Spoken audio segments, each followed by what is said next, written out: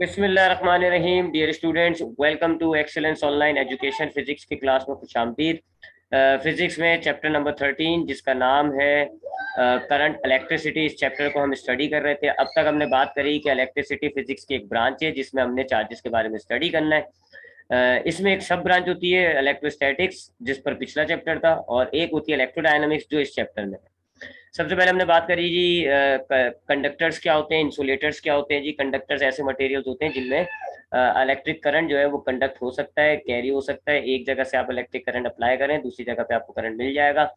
Y? Because they have free charges. जबकि insulators में free charges नहीं होते, सो इनमें करंट कंडक्ट नहीं हो सकता। उसके बाद हमने ये बात करी कि जो कंडक्टर्स हैं उनके अंदर क्या मामला होता है। पूरी डिटेल आपको बताई कि कंडक्टर्स में बहुत सारे फ्री नेगेटिव इलेक्ट्रॉन्स मौजूद होते हैं, but they are in random motion. इनकी जो वेलोसिटी होती है उसको हम थर्मल वेलोसिटी कहते हैं। अच्छी खासी वेलोसिटी होती है, बट इनका जो टोटल इफेक्ट आ रहा होता है वो नहीं आ रहा होता, बिकॉज इनकी जो रैंडम डायरेक्शन है वो इनके इफेक्ट को कैंसिल कर देती है। लेकिन अगर आप इसी कंडक्टर के दोनों सिरों पर पोटेंशियल डिफरेंस अप्लाई कर दें, एक तरफ आप हाई पोटेंशियल कर दें, एक तरफ आप लो पोटेंशियल कर दें, तो फिर अब आपके इस कंडक्टर में एक इलेक्ट्रिक फील्ड क्रिएट हो जाएगी। और ये इलेक्ट्रिक फील्ड आपके चार्जेस पर एक अपोजिट डायरेक्शन में फोर्स, यानी कि एक अपोजिट डायरेक्शन में आपके चार्जेस जो है वो फ्लो होना शुरू हो जाएंगे। एक कंपोनेंट बन जाता है मजीद वेलोसिटी का, जिसको हम कहते हैं ड्रिफ्ट वेलोसिटी। और इस ड्रिफ्ट वेलोसिटी की वजह से आपके जो इलेक्ट्रॉन्स हैं उनका फ्लो एक पर्टिकुलर डायरेक्शन में हो जाता है और ये करंट क्रिएट हो जाता है। फिर हमने करंट की बात करी। इलेक्ट्रिक करंट क्या होता है कि अगर आप एक पर्टिकुलर एरिया लें और उसमें से काउंट करें कि कितने चार्जेस फ्लो हो रहे हैं एक सेकंड में, इस चीज को कि कितने चार्जेस एक सेकंड में गुजरते हैं, इसको आप कहते हैं इलेक्ट्रिक करंट। आई से इसको डिनोट किया जाता है। इसका फॉर्मूला है Q डिवाइडेड बाई टी और इसका यूनिट है एम्पियर। डायरेक्शंस के हिसाब से हमने करंट की दो टाइप्स रख दी थी, इलेक्ट्रॉनिक करंट और कन्वेंशनल करंट। जो करंट मुनासिब रखे रख लें, कोई फर्क नहीं पड़ता। फिर हमने पोटेंशियल, इलेक्ट्रिक पोटेंशियल की बात करी। चार्ज की जो एनर्जी होती है पर यूनिट कॉलम चार्ज की जो एनर्जी होती है उसको आप इलेक्ट्रिक पोटेंशियल कहते हैं। ये कैसे बनती है जी? अगर आप चार्ज को अगेंस्ट द फील्ड मूव करते हैं तो जो आपको वर्क करते हो वो आपके चार्ज में स्टोर हो जाता है और उस चार्ज की इलेक्ट्रिक पोटेंशियल बन जाती है। यूनिट होता है इसका वोल्ट और इसका फॉर्मूला है W divided by Q. Ohm's law हमने पढ़ा और ओम्स लॉ ने आपको इस करंट और पोटेंशियल डिफरेंस में रिलेशनशिप दी और आपके पास ये फॉर्मूला बना V equal to I R. यहाँ पर एक नई चीज आई गई हमारे पास, आर, रेसिस्टेंस। रेसिस्टेंस मैंने आपको बताया कि जब आपके चार्जेस फ्लो हो रहे होते हैं तो आपके जो कंडक्टर के एटम्स होते हैं वो उस फ्लो ऑफ करंट में रुकावट पैदा करते हैं। That is called resistance. Resistance का यूनिट होता है ओम और इसका सिंबल होता है ओमेगा। रेसिस्टेंस का पहला फॉर्मूला है, ओम लॉ से निकाला आपने, V डिवाइडेड बाय आई। लेकिन रेसिस्टेंस खाली पोटेंशियल डिफरेंस और करंट पर डिपेंड नहीं करती, और भी फैक्टर्स मौजूद होते हैं जिन पर रेसिस्टेंस डिपेंड करती है। तो कौन कौन से फैक्टर्स होते हैं? वो जी, लेंथ होती है कंडक्टर की, एरिया होता है और कंडक्टर का नेचर होता है। तो इन चीजों को, इन तीनों फैक्टर्स को मद्देनजर रखते हुए हमने रेसिस्टेंस का एक और फॉर्मूला बनाया। वो ये था जी, R इक्वल्स टू रू एल अपॉन ए। अब इसमें ये रू है, ये एक कांस्टेंट होता है, इसको हम कहते हैं रेसिस्टिविटी ऑफ द कंडक्टर। और ये क्या है कि अगर आप एक एरिया, 1 मीटर लेंथ, एक कंडक्टर का 1 मीटर लेंथ लें और उसका एरिया हो 1 मीटर स्क्वायर, तो उसकी जो रेसिस्टेंट होती है उसको आप कहते हो रेसिस्टिविटी। हर मटेरियल की रेसिस्टिविटी एक फिक्स वैल्यू होती है, सो ये कांस्टेंट भी हो जाता है, नेचर ऑफ कंडक्टर को शो करता है। फिर उसके बाद हमने फर्दर बात करी कि रेसिस्टेंस एक और चीज पर डिपेंड होती है जिसको हम कहते हैं टेम्परेचर। अगर आप टेम्परेचर को इंक्रीज कर देंगे तो रेसिस्टेंस बढ़ जाती है, क्योंकि एम्पलीट्यूड ऑफ वाइब्रेशन जो है एटम्स का वो बढ़ जाएगा, जिससे चांसेस ऑफ कोलिजन ज्यादा हो जाएंगे, रेसिस्टेंस बढ़ जाएगी। इस बात को मद्देनजर रखते हुए हमने रेसिस्टेंस का एक ये फॉर्मूला बनाया, R T equal to R O one plus alpha delta T. तो रेसिस्टेंस के 3 फॉर्मूले हमने लिख दिए जी, ये 3 फॉर्मूले हो जाते हैं। रेसिस्टेंस पर यहाँ बात खत्म हो जाती है। अब हम बात करते हैं कॉम्बिनेशन ऑफ रेसिस्टेंस या रेसिस्टर्स पर। देखिए जी, अगर हमारे पास अभी एक रेसिस्टर था, उसका हमने बात करी। अगर हमारे पास मल्टीपल रेसिस्टर्स होते हैं, दो से ज्यादा, तो फिर हम उनको किस तरह कंबाइन करते हैं। ये इसी तरह का एक सिमिलर टॉपिक आपने जो है चैप्टर नंबर 12 में पढ़ा था, कॉम्बिनेशन ऑफ कैपेसिटर्स। मैंने आपको बताया था कि कैपेसिटर्स, थोड़ा सा उसको रिपीट कर लें अगर हम, तो ये टॉपिक हमारे लिए आसान हो जाएगा। हमने बात करी थी कैपेसिटर्स में कि हमारे पास दो तरीके होते हैं कैपेसिटर्स को कंबाइन करने के। एक कहलाता है सीरीज और एक कहलाता है पैरेलल। ये मैं अभी कैपेसिटर का आपको बता रहा हूँ, ठीक है जी। ये मैं आपको बता रहा हूँ कैपेसिटर्स का, कैपेसिटर्स। तो कैपेसिटर्स को हम दो तरीकों से कनेक्ट कर सकते हैं, कंबाइन कर सकते हैं। One is called series and the other is called parallel. Series combination में अगर आपके पास ये एक कैपेसिटर है C1, आप इसको दूसरे से कनेक्ट कर लें C2, फिर इस दूसरे को तीसरे से कनेक्ट करें, और आप एक इनकी लीनियर सीक्वेंस बना लें, एक लाइन में कनेक्ट करें, एक कैपेसिटर दूसरे से, दूसरा तीसरे से, तो such combination is called series combination. अब आप इसको एक बैटरी से लगा के इसको चार्ज कर देंगे तो ये आपका सर्किट कंप्लीट हो गया है जी, पॉजिटिव नेगेटिव। तो इस तरह का कॉम्बिनेशन जो है वो सीरीज कॉम्बिनेशन कहलाता है। पैरेलल में क्या होता है जी, आपके कैपेसिटर की हर प्लेट जो है वो डायरेक्टली बैटरी से कनेक्ट हुई भी होती है। देखिए जी, ये दूसरी प्लेट आई आपकी और ये बैटरी के नेगेटिव से कनेक्ट हुई। सिमिलरली ये दूसरा कैपेसिटर लिया हमने, उसकी ये एक प्लेट हमने बैटरी से कनेक्ट करी, ये दूसरी। ये तीसरा हमने कैपेसिटर लिया, इसको भी हमने एक बैटरी से कनेक्ट किया प्लेट को, दूसरी। इसमें क्या है जी, हर कैपेसिटर डायरेक्टली बैटरी से कनेक्ट हुआ है, आपस में कनेक्टेड ये नहीं है। तो ऐसे कनेक्शन को हम कहते हैं पैरेलल कॉम्बिनेशन। फिर हमने फर्दर करेक्टरिस्टिक्स इनकी पढ़ी, तो मैंने आपको बताया कि हमारे पास एक जैसे कैपेसिटर का फॉर्मूला होता है Q equal to C V, ये एक जनरल फॉर्मूला होता है। तीन चीजें होती हैं जी, करंट, ये चार्जेस, कैपेसिटेंस और पोटेंशियल डिफरेंस। तो हमने बात करी कि हमारे पास ये जो सीरीज कनेक्शन होते हैं इनके अंदर पोटेंशियल डिफरेंस जो है वो डिफरेंट होता है, चार्जेस जो स्टोर हो रहे होते हैं वो सेम होते हैं। यानी कि Q1 इसमें चार्ज हुए, Q1 इसमें चार्ज हुए, Q2 इसमें चार्ज हुए, Q3, they all are same, it is equal to Q, Q1 equal to Q2 equal to Q3, charges same होते हैं। यानी कि कैपेसिटर, फर्स्ट कैपेसिटर में जितना चार्ज स्टोर होगा उतना ही सेकंड कैपेसिटर में, उतना ही थर्ड कैपेसिटर में। लेकिन पोटेंशियल डिफरेंस जो है वो अलग अलग होता है। एक का पोटेंशियल डिफरेंस होगा V1, एक का पोटेंशियल डिफरेंस होगा V2, एक का पोटेंशियल डिफरेंस होगा V3। तीनों को ऐड कर लें तो वो इसके बराबर हो जाएगा। ठीक है, तो इसके अंदर क्या है जी मामला, सीरीज कनेक्शन में चार्जेस जो है, चार्जेस वो सेम होते हैं इन ईच कैपेसिटर, जबकि पोटेंशियल डिफरेंस जो है PD वो चेंज होता है जी, हर कैपेसिटर का अलग अलग होता है, हर कैपेसिटर का अलग अलग पोटेंशियल डिफरेंस होगा। जबकि पैरेलल के अंदर उल्टा मामला होता है जी, पैरेलल के अंदर जो है वो पोटेंशियल डिफरेंस सेम होगा, पोटेंशियल डिफरेंस जो है वो सेम होगा, कैपेसिटर 1, कैपेसिटर 2, कैपेसिटर 3, तीनों का पोटेंशियल डिफरेंस सेम होगा, बस चार्जेस इनमें अलग अलग स्टोर होते हैं। चार्जेस जो है वो इनमें अलग अलग होंगे, किसी में ज्यादा किसी में कम, और डिफरेंट चार्जेस स्टोर होते हैं। ठीक है जी, ये जरा ध्यान में रख लिएगा, अगर पोटेंशियल डिफरेंस से ध्यान में रख लोगे तो ज्यादा इजी हो जाएगा। अभी रेसिस्टर सीरीज में पोटेंशियल डिफरेंस अलग अलग होता है, जबकि पैरेलल में पोटेंशियल डिफरेंस जो है वो सेम होता है। अच्छा, इनके हमने जो सीरीज में इक्विवेलेंट कैपेसिटेंस का जो हमने फॉर्मूला बनाया था वो ये रेसिप्रोकल वाला था, 1/C1 + 1/C2 and so on. जबकि पैरेलल में हमने जो बनाया था वो सीधा सीधा एडिशन वाला था, C1 + C2 + C3 ऐसा।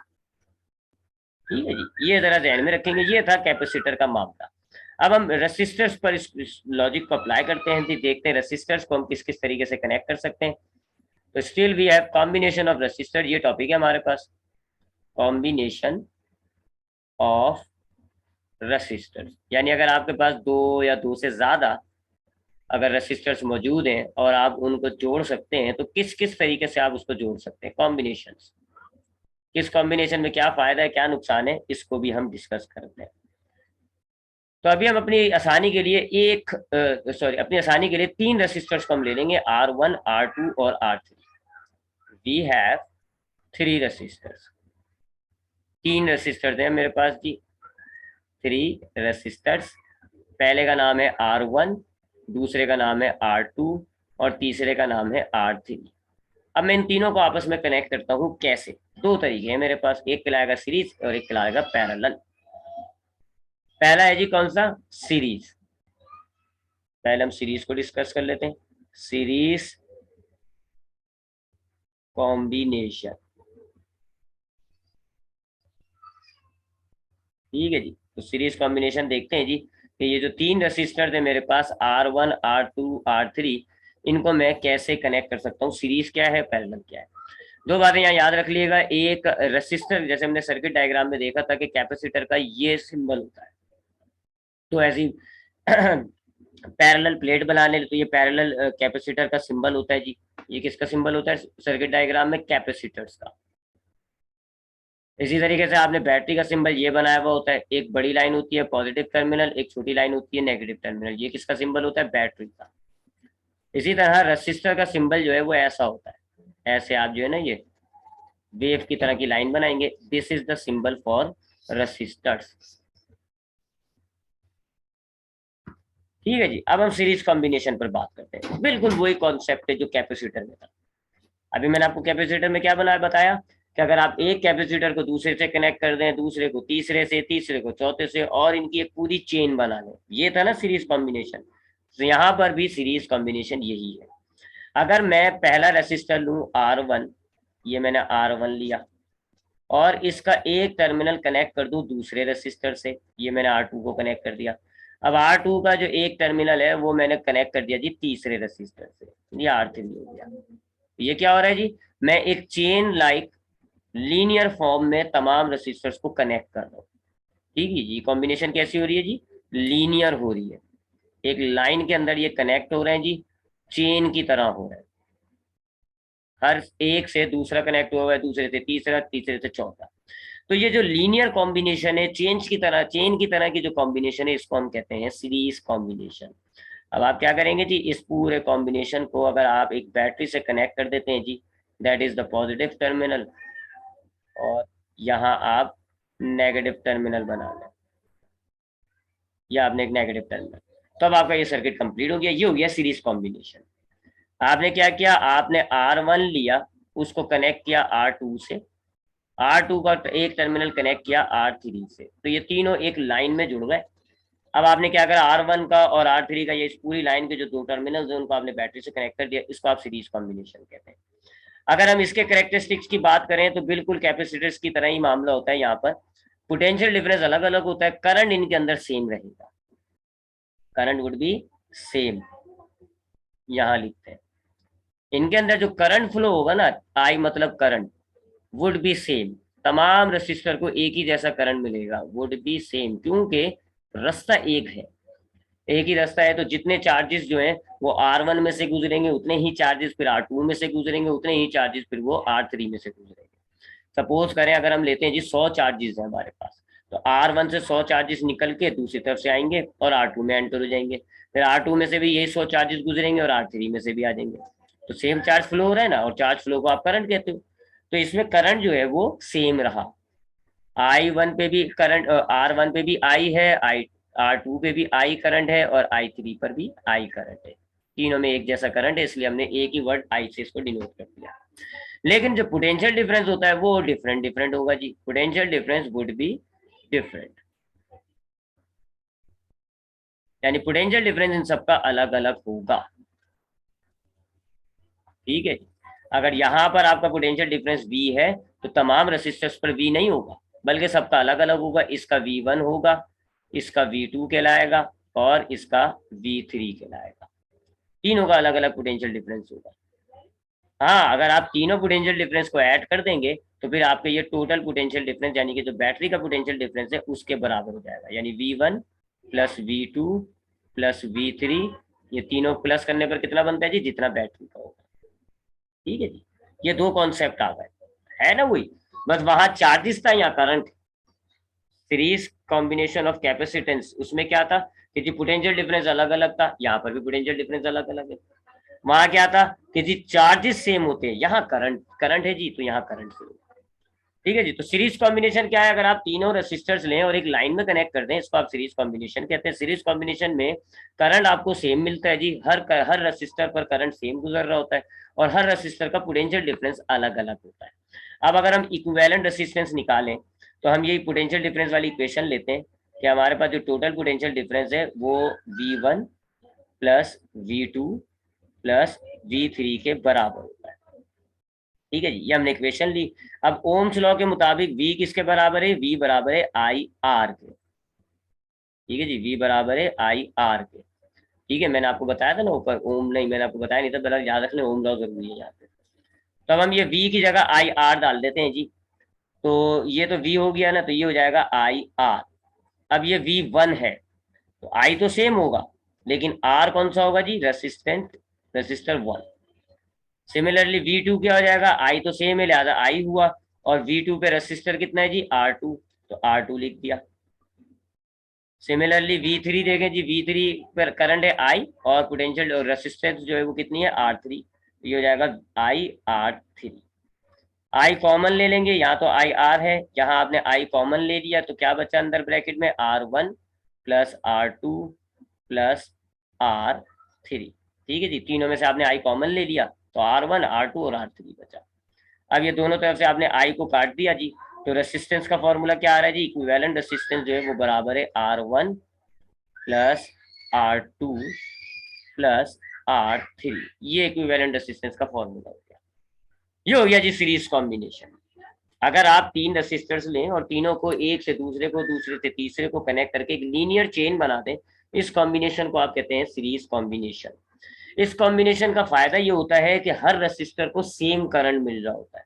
यानी अगर 100 एम्पियर करंट आपको फर्स्ट रेसिस्टर पे मिल रहा है तो 100 एम्पियर करंट आपके सेकंड रेसिस्टर पे भी होगा और 100 एम्पियर करंट जो है आपके थर्ड रेसिस्टेंस पे भी होगा।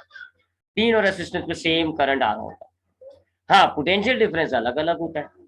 फर्स्ट रेसिस्टर पे जो पोटेंशियल डिफरेंस है वो डिफरेंट होगा, सेकंड पे अलग होगा, थर्ड पे अलग होगा। तीनों के पोटेंशियल डिफरेंस को अगर आप ऐड करोगे तो ये आपके जो सोर्स का पोटेंशियल डिफरेंस है उसके बराबर होगा। और अगर हम रेसिस्टेंस की बात करें तो तीनों रेसिस्टेंस को आप सिंपल ऐड कर लें, इक्विवेलेंट रेसिस्टेंस बन जाएगी। इस कॉम्बिनेशन के दो नुकसान होते हैं, दो डिसएडवांटेज है। पहला डिसएडवांटेज, एक तो फायदा ये है कि करंट सेम है, लेकिन दो डिसएडवांटेज क्या है जी कि अगर आपका एक रेसिस्टर खराब हो गया ना तो बाकी दो रेसिस्टर भी काम करना बंद कर देंगे, क्योंकि पाथ रुक जाएगा। सपोज करें आपका ये वाला रेसिस्टर खराब हो गया, ये वाला बंद हो गया, तो अब यहाँ पर आप देख रहे हो पाथ ब्लॉक हो गया है, करंट का जो रास्ता था वो बंद हो गया है, लिहाजा करंट अब इस साइड पर नहीं आ पाएगा। और जब इस साइड पर करंट नहीं आएगा तो आपका ना R2 चलेगा ना आपका R3 चलेगा, तीनों आपके जो है ग्लास से बंद हो जाएंगे। तो अगर आपका इसमें एक नुकसान क्या होता है कि अगर आपका एक रेसिस्टर बंद हो जाए या खराब हो जाए तो बाकी दोनों भी बंद हो जाएंगे। यानी अगर आप तीन बल्ब लें और तीनों को सीरीज कॉम्बिनेशन में कनेक्ट करें और स्टार्ट कर दें जी, तीनों बल्ब जलेंगे। पोटेंशियल डिफरेंस अलग अलग होगा, करंट सबको सेम मिल रहा होगा, तीनों जल रहे होंगे। लेकिन अगर एक बल्ब फ्यूज हो जाएगा तो बाकी के दो भी बंद हो जाएंगे। वजह क्या है, पाथ ब्लॉक हो गया। एक ये नुकसान होता है इसका। और दूसरा नुकसान ये होता है कि रेसिस्टेंस, जो टोटल रेसिस्टेंस है वो बढ़ रही है। हम जानते हैं जी कि टोटल रेसिस्टेंस जितनी ज्यादा होगी ना, करंट उतना कम होता है। ये तो आपने पढ़ा है ना अभी पिछले ओम्स लॉ में और टॉपिकों में कि अगर रेसिस्टेंस हम ज्यादा करते हैं तो रेसिस्टेंस का मतलब होता है करंट में रुकावट। तो अगर रेसिस्टेंस ज्यादा करोगे इसका मतलब क्या हो गया, करंट में ज्यादा रुकावट होगी, करंट का फ्लो रुक जाएगा, स्लो हो जाएगा, कम हो जाएगा। यहाँ अगर आप देखो तीनों रेसिस्टेंस को कंबाइन करके इक्विवेलेंट रेसिस्टेंस हो रही है, यानी इक्विवेलेंट रेसिस्टेंस बढ़ रही है। तो ऐसा सर्किट जो है वो नुकसानदेह होगा ना जिसका रेसिस्टेंस बढ़ जाएगा। अगर R1 10 है, R2 10 है, R3 10 है तो पूरे सर्किट का रेसिस्टेंस कितना हो गया, 30। अब आपके टोटल करंट को कितना रेसिस्टेंस मिल रहा है, 30, करंट फ्लो स्लो हो जाएगा। तो ये इसके दो नुकसान होते हैं। तो दैट इज वाई हमने अब दूसरा भी कॉम्बिनेशन तैयार कर रखा है, उसको हम कहते हैं पैरेलल कॉम्बिनेशन। दूसरी टाइप जो है वो कहलाती है पैरेलल